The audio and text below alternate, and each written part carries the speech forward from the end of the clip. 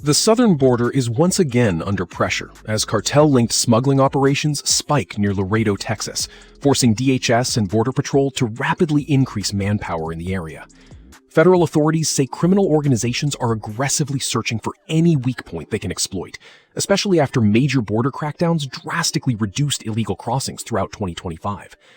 Even though the border is tighter than it has been in years, the people still trying to get through are not the same crowds seen before. According to officials, the individuals attempting to cross now are increasingly those who do not want to be identified, processed, or caught. These are people determined to disappear into the interior of the United States the moment they step foot across the border. At the same time this surge was unfolding in Texas, a massive federal operation exploded into action at MacArthur Park in Los Angeles. Hundreds of federal and local agents stormed the area in a coordinated raid targeting businesses allegedly connected to organized criminal activity. Agents cleared sections of the park, cut locks from storefronts, and executed multiple search warrants as authorities moved in on what they described as a cartel-linked operation. Federal officials announced that at least 25 people were charged, including a suspected female ringleader and her boyfriend, both allegedly associated with the 18th Street Gang. Investigators believe the operation had ties reaching back to the Sinaloa cartel, one of the most notorious criminal organizations in the hemisphere. Law enforcement sources explained that these gangs use sanctuary cities as operational hubs where they can hide illegal activity behind political protections and overwhelmed legal systems. Agents described the raid as part of a larger effort to dismantle networks that have quietly expanded during years of weak border enforcement. Officers on scene pointed toward graffiti and gang markings throughout the area, explaining that entire sections of the neighborhood had effectively become controlled territory for organized crime. Federal officials warned that a single raid is never enough to truly dismantle these criminal structures. According to investigators, cartel operations survive because they rely on deeply rooted smuggling infrastructure, stash houses, corrupt networks, and street gangs that can quickly resume operations after enforcement disappears.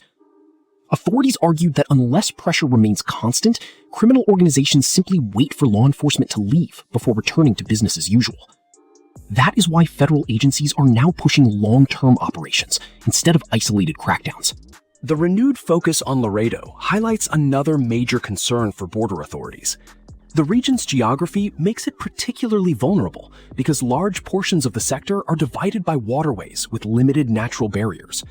Smuggling organizations constantly study enforcement patterns, searching for areas where manpower is thinner or where terrain provides temporary opportunities. Border Patrol officials confirmed that at least 200 additional agents were deployed to the sector on emergency assignments after illegal crossings sharply increased in recent weeks. Data from Border Patrol revealed that encounters in the Laredo sector rose more than 50% over a short period, signaling that smugglers had identified the region as an active corridor.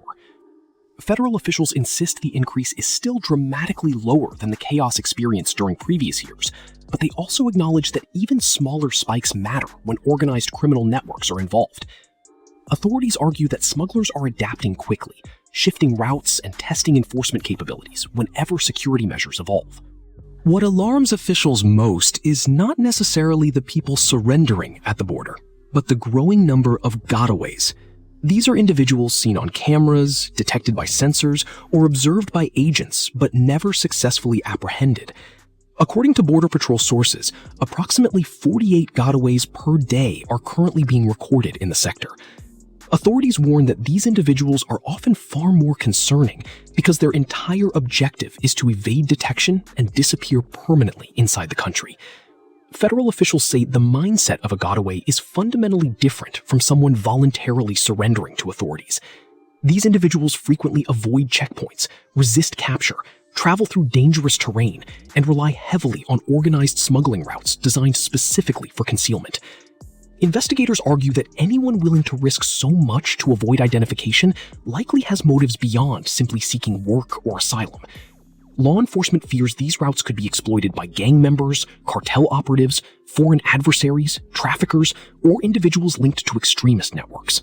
One particularly shocking video circulating online showed dozens of people rapidly jumping out of a pickup truck near the border before scattering into the surrounding area. Helicopters could be heard overhead as authorities attempted to respond.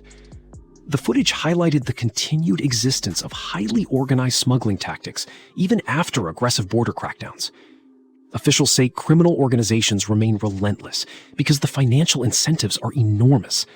Smuggling fees can reach 5 figures per person, creating billions of dollars in revenue for cartels and trafficking networks. Border agents also pointed to another revealing detail captured during recent apprehensions: wristbands worn by migrants moving through cartel-controlled territory. According to investigators, these wristbands often function as markers, proving that individuals passed through specific criminal checkpoints and paid required smuggling fees. Authorities explained that migrants frequently travel through multiple cartel-controlled zones before reaching the border, meaning criminal organizations profit from nearly every stage of the journey north-north. Federal officials emphasized that not every individual wearing a wristband is necessarily a hardened criminal or cartel operative. However, they argue the system itself demonstrates how deeply organized crime has embedded itself into migration routes throughout the region. Smuggling pipelines have evolved into sophisticated criminal enterprises involving transportation, extortion, safe houses, bribery, and territorial control stretching across multiple countries. Law enforcement agencies say many of these smuggling networks expanded rapidly during years when illegal crossings surged to record highs. During that period, criminal groups established extensive infrastructure inside the United States, including stash houses, transportation corridors, recruiters, document forgers, and distribution points in major sanctuary cities. Authorities believe much of this network still exists today, lying dormant until smugglers identify opportunities to reactivate operations. Federal agents recently uncovered one such stash house, allegedly holding 17 illegal immigrants, hidden while awaiting transport deeper into the country. Investigators say these houses operate as temporary holding points where smugglers coordinate movements, avoid detection, and prepare migrants for relocation into major urban centers. Authorities argue that these operations reveal how organized and deeply entrenched smuggling systems have become. Critics of sanctuary policies argue that these cities unintentionally create ideal destinations for criminal networks because local governments often refuse to fully cooperate with federal immigration enforcement. According to federal officials, criminals know that if they are arrested in certain jurisdictions, they are more likely to be released back onto the streets rather than transferred into federal custody. Law enforcement leaders warn this creates safe havens where gangs and trafficking organizations can regroup and expand operations. Supporters of stricter border enforcement argue that the issue extends far beyond immigration alone. They believe criminal organizations exploit political divisions inside the United States, using sanctuary protections to shield illegal activity while portraying enforcement efforts as politically motivated. Federal authorities insist the problem is not ordinary migrants, but highly organized networks that profit from chaos and depend on weak enforcement environments to survive. Despite the renewed surge near Laredo, officials repeatedly stressed that current border conditions remain far more controlled than during previous years. Under the current enforcement system, crossings overall have dropped dramatically compared to historic highs seen earlier in the decade. Border Patrol sources noted that criminal organizations are no longer able to move massive numbers openly across large sections of the border the way they once did. Instead, authorities say smugglers are now forced into smaller, riskier, more covert operations focused heavily on evasion. That shift, according to officials, proves that stronger border security measures are having an effect. Federal agencies also confirmed that new wall construction and infrastructure projects continue to expand in vulnerable sectors where smugglers previously exploited gaps. Officials explained that border security is constantly evolving because resources must shift depending on changing threats. Military deployments, surveillance systems, tactical units, drones, and specialized response teams are rotated between sectors based on intelligence and activity levels. Criminal organizations understand this and continuously search for temporary weaknesses whenever resources are moved elsewhere. At the same time, federal leaders argue that permanent infrastructure remains critical because walls and barriers force smugglers into predictable choke points where law enforcement can concentrate resources. Mexican authorities themselves have reportedly acknowledged that stronger border walls significantly reduced visible climbing attempts in several heavily trafficked regions. In cities like Mexicali and Tijuana, local residents and businesses have also witnessed dramatic changes as crossings declined. Shelters once packed with hundreds of migrants reportedly now sit nearly empty. Aid workers describe the situation as a complete reversal from previous years, when migrants from around the world flooded border cities, hoping for access into the United States. Now, many shelters hold only a fraction of the populations they once managed. Officials argue this decline demonstrates how policy changes can rapidly alter migration patterns and disrupt cartel revenue streams. Smuggling organizations reportedly earned billions annually during periods of uncontrolled migration, using those profits to strengthen criminal empires across Latin America.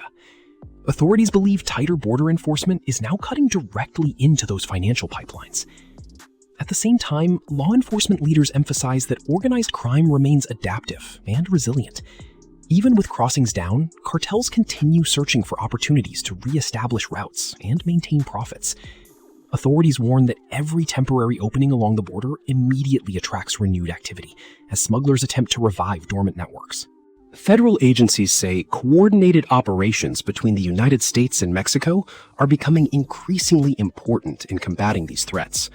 In some border regions, Mexican police now work directly alongside U.S. authorities to deter crossings and target organized criminal activity before it reaches the border itself. Officials argue that stronger cross-border cooperation benefits both countries because cartels destabilize communities on both sides. Residents in safer border areas point to thriving legal commerce, nightlife, restaurants, and medical tourism as examples of what stability can look like when criminal violence is reduced. Authorities argue that legitimate economic growth becomes impossible when organized crime dominates entire regions. They believe restoring law and order ultimately helps ordinary citizens far more than the criminal organizations profiting from instability.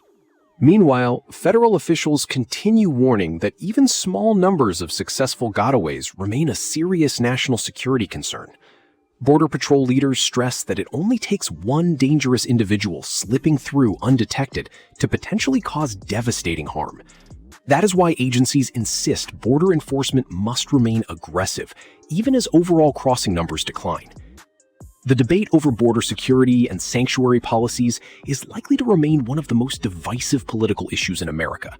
Critics argue that sanctuary jurisdictions undermine federal enforcement efforts and create environments where criminals can operate more freely. Supporters counter that local governments should focus on community policing rather than federal immigration priorities. But federal authorities insist organized crime exploits every division and every loophole available to them. As operations intensify in both Texas and California, law enforcement agencies say the battle is no longer simply about stopping crossings at the border. It is about dismantling the criminal ecosystems that profit from illegal migration, human trafficking, drug smuggling, and gang expansion inside the United States itself. Officials believe the next phase of enforcement will focus heavily on targeting these internal support networks, alongside continued border fortification. For now, authorities say the surge near Laredo appears to be slowing after the rapid deployment of additional manpower and increased media attention. But officials remain cautious, warning that criminal organizations are patient, well-funded, and constantly evolving. They believe the pressure must remain continuous because cartels are always searching for the next opportunity to rebuild operations and regain access to the enormous profits generated by illegal activity inside the United States itself.